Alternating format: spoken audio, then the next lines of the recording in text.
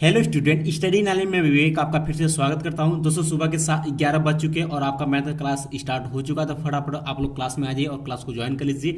दोस्तों यहाँ देख सकते हैं कि नए पाठ्यक्रम पर आधारित कक्षा 10 मैथ जो कि आपको एनसीईआरटी बुक से बताया जाता है। दोस्तों इसमें हम लोग पढ़ रहे त्रिकोणमिति के कुछ अनुप्रयोग। आज हम पढ़ेंगे प्रश्नावली 9.1 का भाग 3 और भाग 3 में प्रश्नावली 9.1 का जितने भी क्वेश्चन है उसको हम लोग सॉल्व करके सीखेंगे। दोस्तों क्लास को स्टार्ट करने से पहले जो स्टूडेंट चैनल पहली बार है चैनल को फटाफट आप सब्सक्राइब कर लीजिए और क्लास को फटाफट आप लोग लाइक कर दीजिए और कम से कम 10 से 20 छात्रों को फटाफट इस क्लास को शेयर कर दीजिएगा। और दोस्तों कोई समस्या होती है तो हमें कमेंट बॉक्स में कमेंट जरूर करिएगा, कोशिश करेंगे आपकी समस्या को दूर किया जा सके। तो दोस्तों इसी के साथ ये आपका त्रिकोणमिति कुछ अनुप्रयोग पूरी तरीके से समाप्त तो हो जाएगा। इसके बाद दोस्तों अगला चैप्टर आपका वृत्त आता है। तो वृत्त आपके सिलेबस में इस बार नहीं है तो वृत्त को हम नहीं पढ़ेंगे। उसके बाद आपका रचनाएं आ जाती हैं, तो रचनाएं को अभी हम नहीं पढ़ेंगे, रचनाएं को हम बाद में पढ़ेंगे। ध्यान सुनिएगा, रचनाएं को हम बाद में पढ़ेंगे और इसके बाद हम पढ़ेंगे वृत्तों से संबंधित क्षेत्रफल जो कि इंपॉर्टेंट है। इस टॉपिक को हम आगे बढ़ाएंगे, मतलब नेक्स्ट क्लास हमारा यही होगा। ठीक, तो आइए आज की क्लास क्वेश्चन नंबर 9 से स्टार्ट करते हैं। तो क्वेश्चन नंबर 9 हमारा है कि एक मीनार के पाद बिंदु से एक भवन के शिखर का उन्नयन कोण 30 अंश है और भवन के पाद बिंदु से मीनार के शिखर का उन्नयन कोण 60 अंश है। यदि मीनार 50 मीटर ऊंची हो तो भवन की ऊंचाई ज्ञात कीजिए। बहुत ही सिंपल सा क्वेश्चन है। आइए हम इसको सॉल्व करते हैं। जैसे जैसे क्वेश्चन का वैसे वैसे हम लोग कर लेते हैं। कहता है एक मीनार के पाद बिंदु से एक भवन के शिखर का उन्नयन कोण। ध्यान सुनिएगा, यहां पर हम बना लेते हैं मीनार, ये हमने बना लिया मीनार। ठीक, और यहां दोस्तों दिया हुआ कि मीनार जो है वो 50 मीटर की ऊंचाई पर है। ये इसकी ऊंचाई क्या है? 50 मीटर है। और कहता है इसके पाद बिंदु से, मतलब यहां से कोई भवन है। ठीक, भवन बना लेते, मान लेते ये हमारा क्या है? भवन है। और इस भवन की ऊंचाई, इसको ये क्या हमारा हो गया? भवन।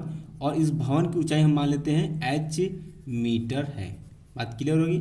अब ये कहता है कि एक भवन के शिखर का उन्नयन कोण 30 अंश है।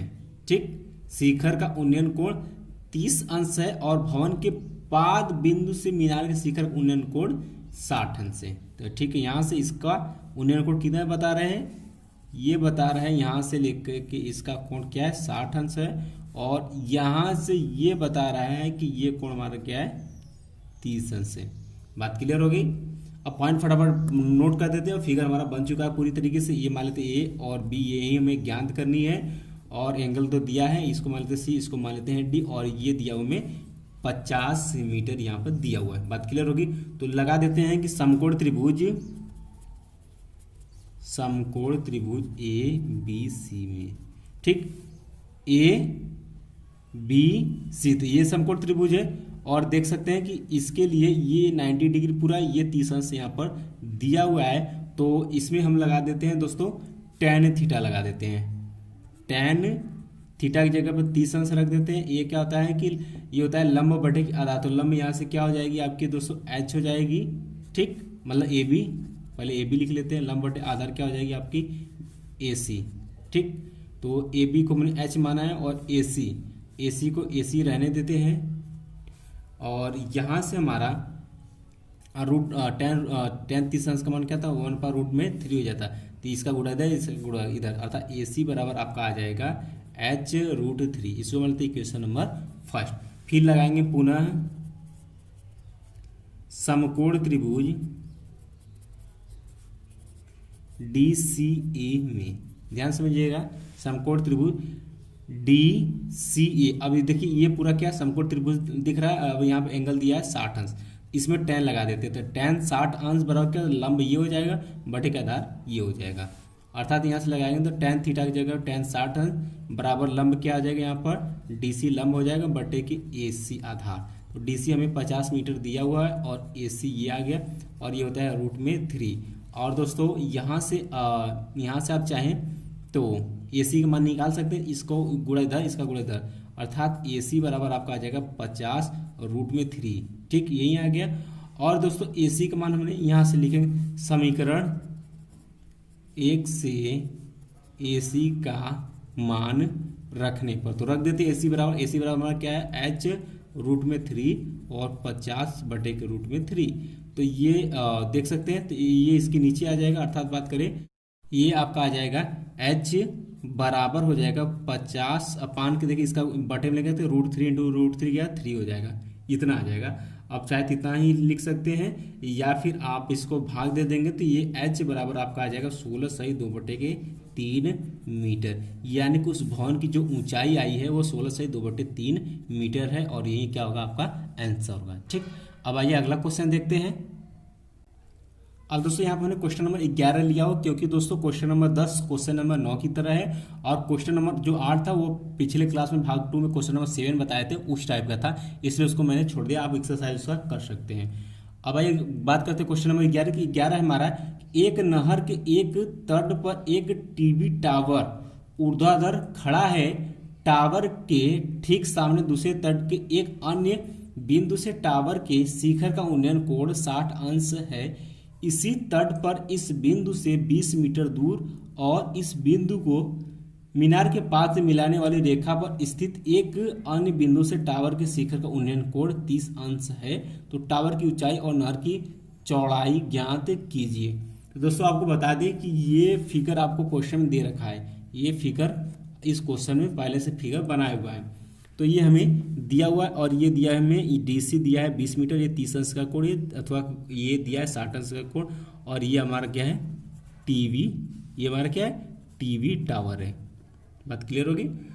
तो आइए क्वेश्चन सॉल्व करते हैं। तो यहाँ से लिखेंगे कि माना टीवी टावर की ऊंचाई AB बराबर क्या है h मीटर है। ठीक, अब लिखेंगे माना दो बिंदु C और D इस प्रकार हैं कि BC बराबर x ले लेते हैं। BC बराबर यहाँ से इसको x मान लेते हैं, और CD बराबर 20 हमें दिया हुआ है क्वेश्चन में। क्लियर है। और लगाएंगे अब समकोण त्रिभुज ABC में, तो ABC में नहीं लगा देते तो ABC में, अर्थात ये एंगल 60 अंश, यहाँ से क्या लगा देंगे tan 60 अंश, तो tan थीटा की जगह tan 60 अंश बराबर क्या हो जाएगा लंब बटे के आधार, लंब यहाँ पर क्या होगा AB बटे के आधार क्या हो जाएगा यहाँ पर BC। ठीक, इतना हो जाएगा। और दोस्तों AB को हमने माना हुआ है h और BC को माना है x, तो यहाँ से क्या हो जाएगा h अपान के x, और tan 60 अंश का मान क्या हो जाएगा √3। तो यहाँ से h अपान x बराबर आ गया √3। इसको इक्वेशन नंबर नहीं इतना कर लेते हैं, और इसको थोड़ा सरल कर h बराबर ये क्या आ जाएगा ये √3 इंटू x आ जाए। अब इसको इक्वेशन नंबर फर्स्ट है मान लेते हैं। फिर लगाएंगे पुनः समकोण त्रिभुज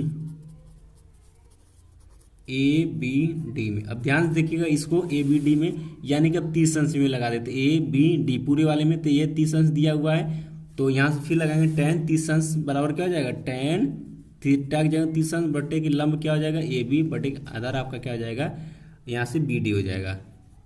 ठीक, AB हमें क्या दिया हुआ है, AB को हमने h माना है, और BD को दोस्तों हम इस तरीके से लिख सकते हैं। BD को ध्यान समझिएगा, इस BD को हम इस तरीके से दोस्तों ध्यान से BD को हम क्या लिख सकते हैं DC प्लस के BC लिख सकते हैं, यानी कि 20 प्लस x, ये पूरा क्या है 20 प्लस x होगा। तो यहाँ पर BD की जगह पर 20 प्लस के x लिख देते हैं। ठीक, यहाँ से इतना हो गया, और यहाँ पर tan 30 अंश का मान हम पुट कर देते हैं, तो यहाँ से tan 30 अंश का मान 1/√3 आ जाएगा। तो यानी कि 1/√3 बराबर h अपान 20 प्लस x, यहाँ से ये आ गया। तो यहाँ से h बराबर हम कह सकते हैं कि h बराबर क्या आ जाएगा 20 प्लस के x बटे के √3, ये आ गया। अब हम यहाँ से दोस्तों अभी हमने यहाँ पर वैल्यू h का मान निकाला हुआ है, h का मान यहाँ पर पुट कर देते हैं। ठीक, लिखेंगे समीकरण 1 से h का मान रखने पर, तो h का मान रख देते हैं। तो जब यहाँ से h का मान रखेंगे क्या हो जाएगा √3 इंटू x बराबर क्या हो जाएगा 20 प्लस x अपान √3, यही होगा।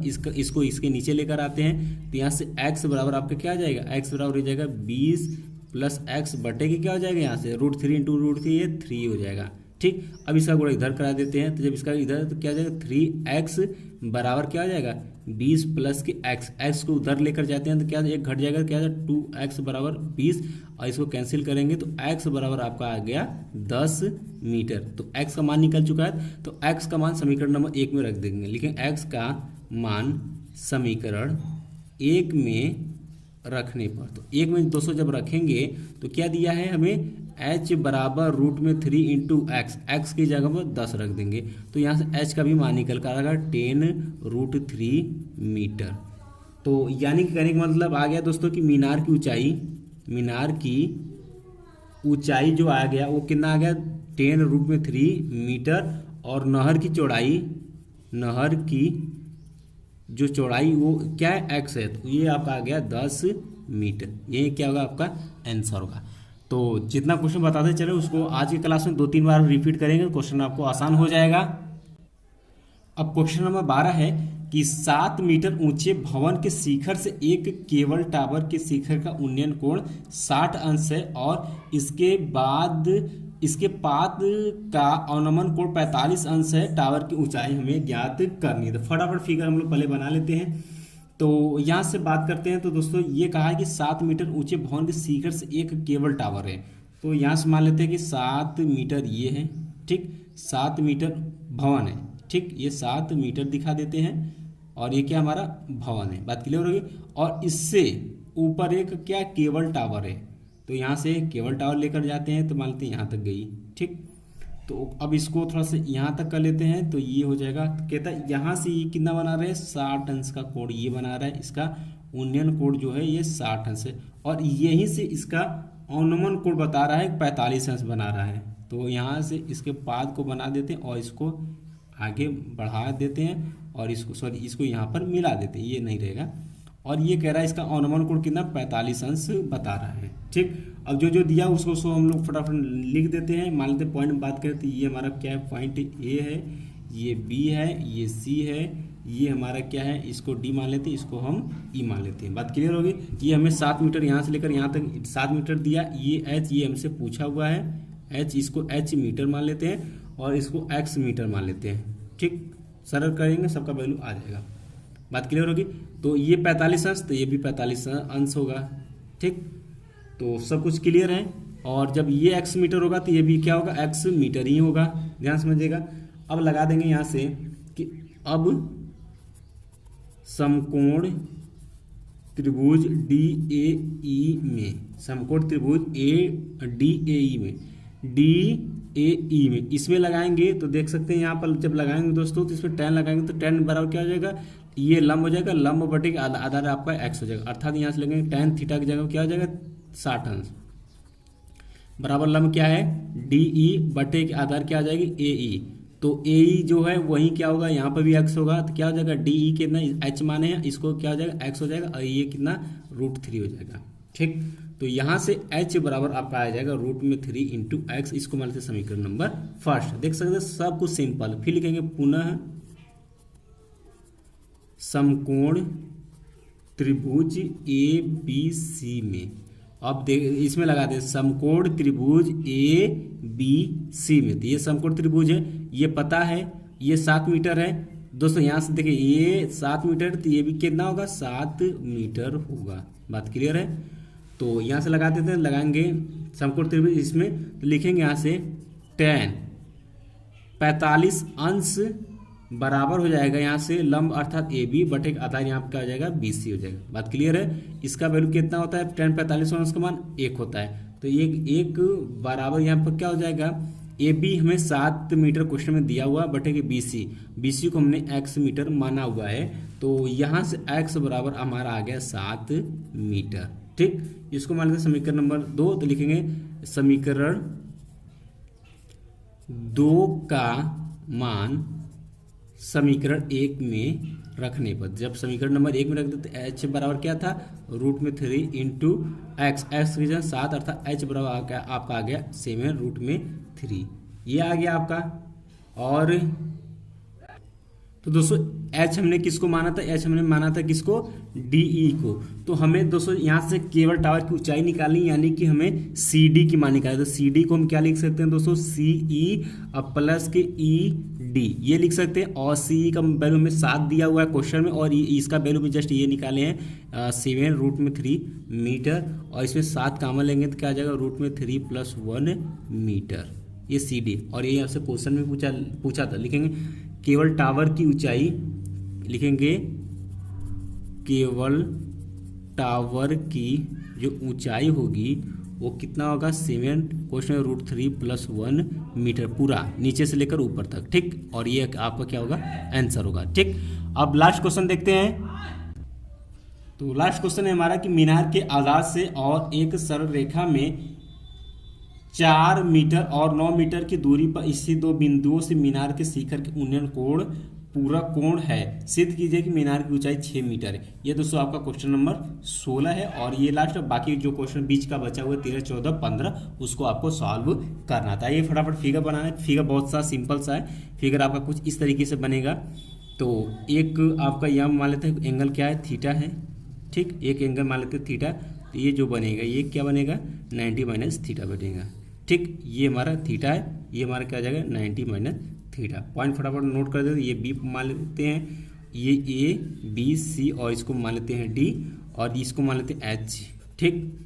इसी यही हमें निकालना है।